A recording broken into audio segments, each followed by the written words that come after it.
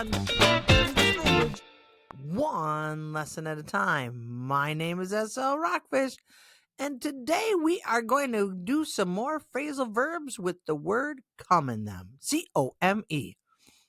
If you listen to the previous episode here at the English Makes No Sense podcast, you'll know that we covered 7 phrasal verbs with the word come in them. These phrasal verbs are incredibly useful, and mastering them, they will help you speak English with confidence. Now, today we're going to do 5 more phrasal verbs. What are they, Sarah? Great question, my friend.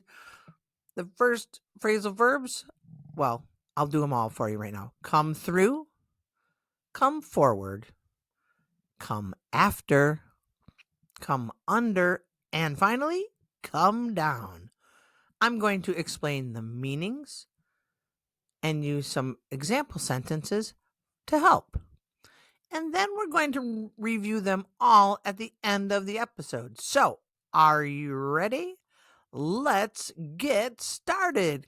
Come on. Hey, that's a phrasal verb. Our first phrasal verb is come through. Come through? Yeah, come through.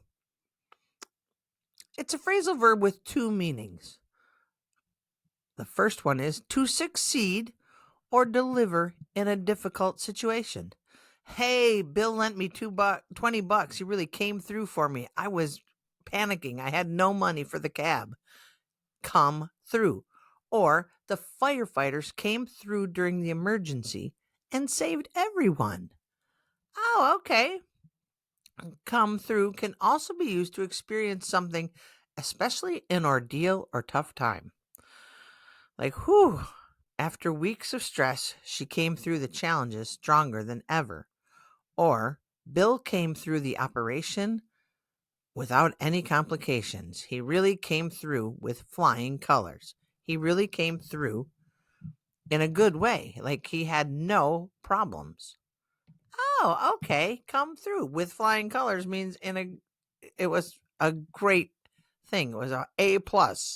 So come through means to deliver results or persevere.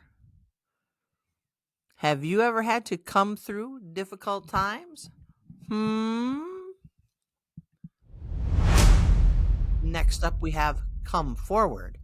Come forward means to offer help or provide information, especially in a situation where it's needed. For example, the police asked witnesses to come forward with any information about the accident.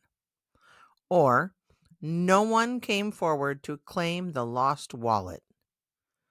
If you're helping or sharing important information, you are coming forward. You hear this in movies or on the news. We hope a witness will come forward and tell us what they saw. Have you ever had to come forward and provide information? Our third phrasal verb is come after. Come after means to pursue or chase someone or something. The dog came after the cat, barking loudly. I hate when dogs come after me while I'm on a walk. Here's another way. The journalists claim the government was coming after her for writing critical articles. Or let's use our friend Bill. Bill is always sure that the IRS is going to come after him for taxes. Whew, poor Bill. Come after is often used when someone is being pursued or targeted. Have you ever had someone come after you? I hope not. Phrasal verb number 4. Come under. Wait, we've done come over. Now we're doing come under. Come under means to experience something, usually criticism, pressure, or attack. For example, the new policy came under fire for being too strict. Or, after the news leaked out, the president's administration came under fire for what they did. Or the company came under pressure to improve its working conditions. If you are facing scrutiny, that's a fun word, or pressure, you've come under it. Come under. Facing pressure or scrutiny. I hope you haven't come under attack lately. Have you? Phrasal verb number 5. 5 is come down. Yeah, our final phrasal verb is come down. This phrasal verb has multiple meanings. First one, to decrease or reduce in price. Whew, I hope the cost of groceries comes down real soon.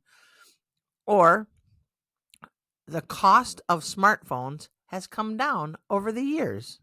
They're still expensive, but the price has come down.